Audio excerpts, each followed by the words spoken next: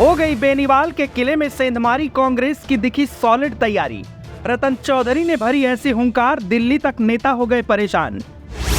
राजपूतों ने बनाया कांग्रेस को जिताने का मन, करेंगे बीजेपी से लेकर बेनीवाल को चुनावी दंगल में बेदम। सामने आई ऐसी खबर, मचा सियासी बवंडर। जिसका सता रहा था बीजेपी के नेताओं को डर, वो सच साबित हो गया। जाटों ने बदल दिया पाला, अब बेनीवाल के साथ हुआ गड़बड़ झाला। 100 सोनार की तो एक लोहार की, इस बात को सच कर दिखाया है कांग्रेस की रतन चौधरी ने, जिन्होंने ऐसी दहाड़ लगाई है जिसने बड़े बड़े सियासतदानों के पसीने छुड़ा दिए हैं। राहुल सोच भी नहीं सके। कांग्रेस की शेरनी ने न सिर्फ बेनीवाल के किले में सेंधमारी की है, बल्कि बीजेपी नेताओं के माथे पर भी चिंता की लकीरें खींच दी है। उधर बीजेपी नेता जनसंपर्क की योजना बनाते रहे, इधर कांग्रेस के दिग्गज नेताओं ने भी चुनावी दंगल को दिलचस्प बना दिया है। हालांकि इस बीच सबसे बड़ा ऐलान खींवसर में राजपूतों ने किया है, जिसने बीजेपी के दिग्गज नेताओं की भी रातों की नींद उड़ा दी है, जिसके बारे में आगे बताते हैं। लेकिन उससे पहले आपको बता दें, बीजेपी की मुश्किलें लगातार बढ़ती जा रही हैं, क्योंकि अब वोटर्स का मन कांग्रेस प्रत्याशी की ओर झुकने लगा है, जिसकी सबसे बड़ी वजह कांग्रेस नेताओं का डोर टू डोर अभियान है।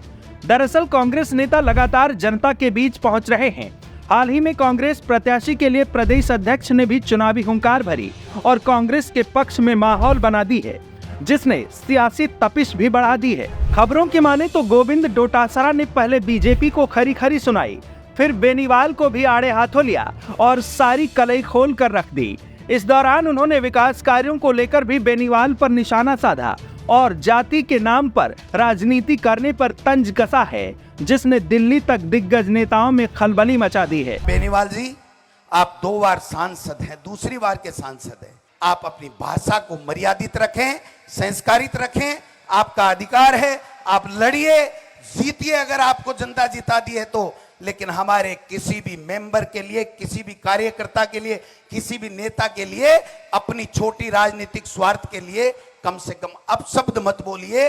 इस उपचुनाव में हनुमान बेनीवाल जी अपने परिवार के लिए संघर्ष कर रहे हैं, आपके लिए संघर्ष नहीं कर रहे हैं, खींवसर के लिए संघर्ष नहीं कर रहे हैं। आपको 10 महीने में क्या मिला इस भारतीय जनता पार्टी से?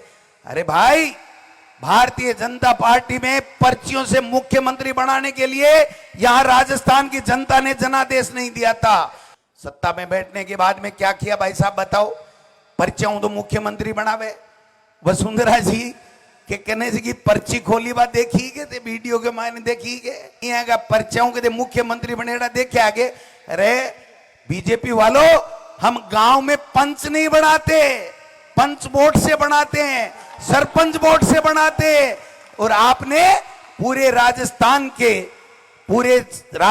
के जनादेश का, जनता की भावनाओं का अपमान किया है। आपको पाप लगेगा, आपने ऐसे लोगों को कुर्सियों पे बैठा दिया।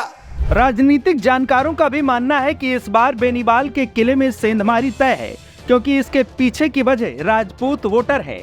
माना जाता है जाट और राजपूत वोटर्स का जिस तरह खींवसर सीट पर झुकाव होता है, वो ही विधानसभा में पहुंचता है।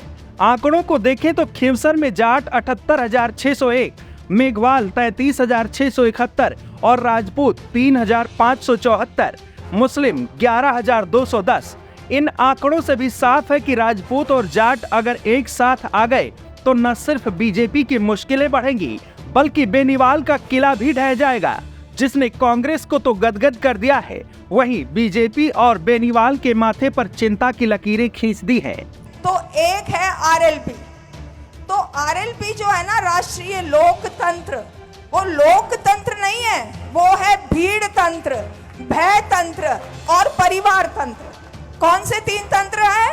उनकी राजनीति राज की नीति के हिसाब से नहीं चलती है, उनकी राजनीति चल रही है भीड़, भय और परिवार तंत्र से, जो आप सब लोग अब समझने लगे हो। तो देखो, उनके परिवार वालों ने उनको नाम बहुत अच्छा दिया, पर वो जो अपने रियल देवता हनुमान जी हैं, उनकी नीति पे नहीं चल रहे हैं। ये बड़े अफसोस की बात है।